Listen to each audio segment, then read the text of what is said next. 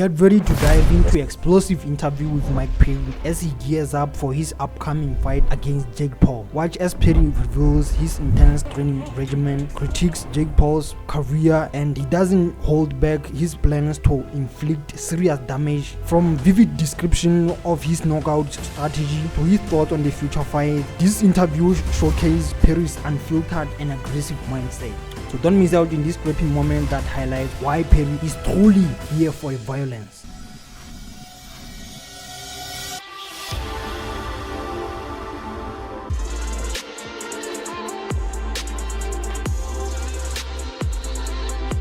Mike Perry discusses his intense training regimen and preparation for the fight. Perry elaborates why he thinks Jake Paul's team has been misleading him about his boxing abilities. You know, his team who aren't fighters, they want to say things, and that's something that pisses me off. You know, you could stay out of it, because if you're not in the ring and if you're not taking punches, then you should shut your freaking mouth. And, you know, the other night when we were doing the live on Jake's Instagram and mine, you know, I was talking with Jake and it was fine, but then his little buddy who gets on, he wants to say, you know, they made a video where he said something where I come from, if you say that, that's one of the worst things you can say.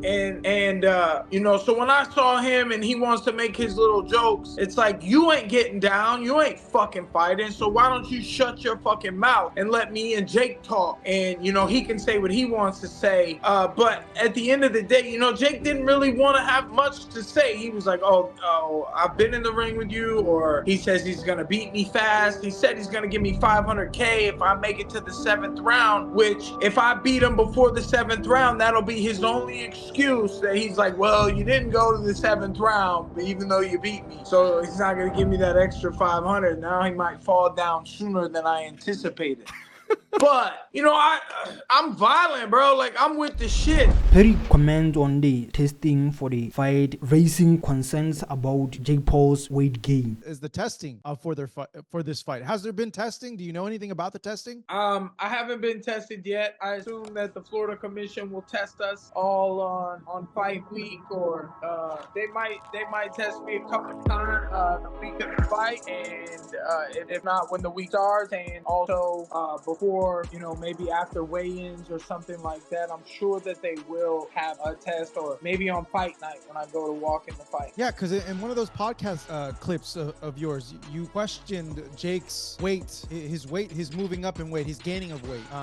Why is that? Why is there like a kind of like an alarm bell going off for you there? Well, I've been doing everything that I can to get above, you know, my protein shakes, all the eating and everything that I've tried to force myself to eat and add on to my weight, and I put the muscle on, but, you know, I got stuck at, you know, 190. I'll weigh in 199 sometimes, but that's with my shorts and shirt and my phone in my pocket and my, you know, and maybe some keys. So I'm just stuck here because I train hard, so I lose 8 pounds training, and then I gotta eat it all back and hydrate, and I'm drinking all that I can, water and juice and everything that I can, eating pasta, and I just can't get any bigger. And if Jake went from, you know, when I sparred him a couple years ago, I was 179, 180, and he was 195, maybe 205. And if he went from that weight is a natural weight for him, because he wasn't, I mean, I think he was about to fight Ben Askren, but I don't think he was really cutting weight at the time. And so, you know, to put on 25 pounds, I don't know how someone does it, I guess, without a cheat code. Then the discussion about whether Jake Paul should be respected for taking the fight despite having the potential big fight against Mike Tyson. Perry considers a future fight with Nate Diaz and evaluates Nate Diaz's performance in the recent match. Hey, Mike, do you have respect for Jake for taking this fight, seeing that he has a huge money fight on the horizon against Mike Tyson, and he's putting that big fight in risk, really, of it happening or not by fighting you? If he wants to sit around and wait 5 months, he said he didn't want to do that. I'll give him respect when I'm in the ring with him after I beat his ass. He can have respect after I punch on him. I'll be proud of him and proper for the path he's taken in this fighting shit. And if it continues for him, I'm sure it will. But as far as respect, you know, I'm looking to disrespect Jake until July 21st. But got plenty of aggression for the Disney kid, and I'm gonna let him have all of it. Did you see Nate fight Jorge? What'd you think of what Nate showed showed, and regardless of the result of this fight, are you looking to maybe tussle with Nate in the future in a boxing ring? Yeah, I saw that. I thought of that. I thought that would be a great fight, a great matchup. You know, considering Jake beat Nate though, and when I go out here and do what I'm about to do to Jake, I don't know if that fight will make a lot of sense. But now Nate's got 2 boxing matches. He squeaked out the win, the decision. He got Masvidal was able to get some things going. He landed some good shots. Nate had pressure. I'm a pressure fighter as well, but I just think I hit more significance than what Nate does. Is like it's just a constant, you know, just touch your face. I think I know how to deal with something like that. Perry gives a vivid description of how he plans to knock out Jake Paul and his final message to the audience. Let our listeners, our viewers know exactly what's going to happen to Jake Paul that night of the fight. Describe in your eyes, through your mind, how you're going to get the knockout and your final message to everyone at home. This is my shot. This is my chance. And I'm glad it gets to be me who shows you guys how you should have been fighting this kid. I'm going to punch him in his face, put the jabs on him, put the straight, hit him in the body, overhooks the head, and it's a wrap. I'm knocking him out. Mike Perry describes his approach to the fight and how he views it as another opportunity to prove his combat skills. Perry criticized Jake Paul's boxing career and his opponents, emphasizing that Paul has not faced someone with his level of aggression and skill. It's all about the journey that leads us to where we need to go, and I love a violent journey. I'm here for the violence. I'm here for the destruction and the damage and the pain and the suffering and all the hard work that it took to get here and everything that comes after. Once I show these guys, man, I have some plans and ideas. I just can't wait to get out there and perform Saturday, July 20th, and show the world what a real fighter can do in that boxing ring. Real fighters and fighting in general with this matchup here. I mean, don't get me wrong, Jake has faced a couple of greats with Tyron and Anderson Silva, but in the boxing ring, they don't have the experience that I've obtained through fighting bare knuckle fighting championships, BKFC. Shout out to David Feldman. Fighting BKFC definitely made me tougher, made me stronger, and it keeps making me stronger. I don't know. I put my own platinum thing onto everything I've been doing in these fights for the past few years. I wasn't surprised though. I expected this. It just made sense that, you know, Jake was gonna fight the old Mike Tyson, who's not the Mike Tyson that we might know of anymore. And even Mike Tyson himself has said, you know, I saw a video today where it was his post-fight speech in one of his fights, and he was like, you know, maybe I don't got it. He was like, I can still train, I can still do it, but I just don't have the man stomach for it anymore, you know. And I don't think I have it anymore because I got the ability to stay in shape, but I don't got the fighting guts, I don't think, anymore. When did you recognize that? In what part of the fight? I don't know. Early into the fight. I'm just sorry I let everybody down. I just don't have this in my heart anymore. Did you feel as though you had it coming into the fight? No, I'm just fighting to take care of my bills, basically. I don't have the stomach for this kind of no more. I'm more conscious of my children and those guys looking at my parents. I don't have that ferocity. I'm not an animal anymore.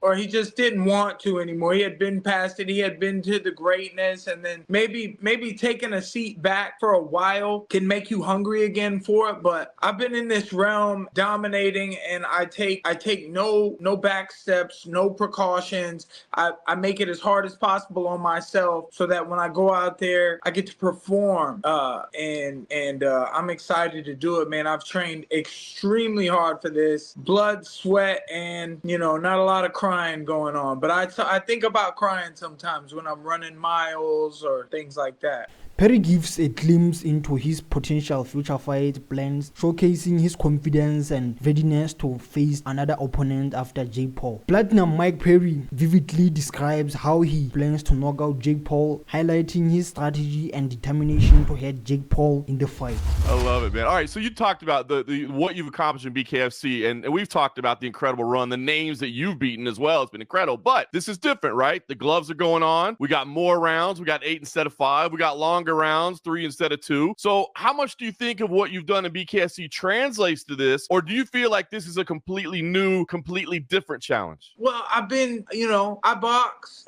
all my life. I get in the ring. It's my favorite thing to do is box. And Jake, my boxing record may not show, but I am a professional fighter with 30 pro fights. I've got tons of amateur experience, and I took some of the toughest fights in the world.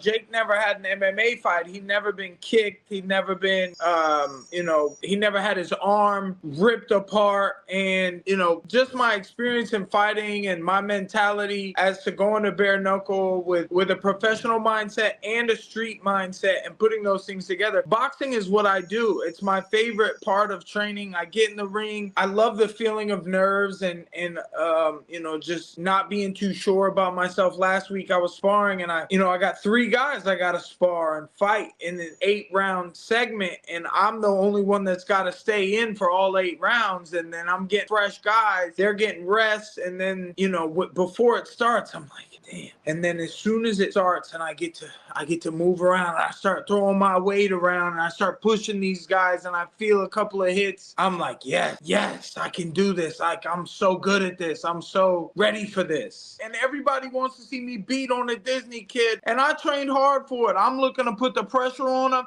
and punch him in the face and make him cry. It's boxing's Game 7. Stakes higher, more visceral, dizzying. Despite the contrast, both men want the same thing, which leads to one final difference.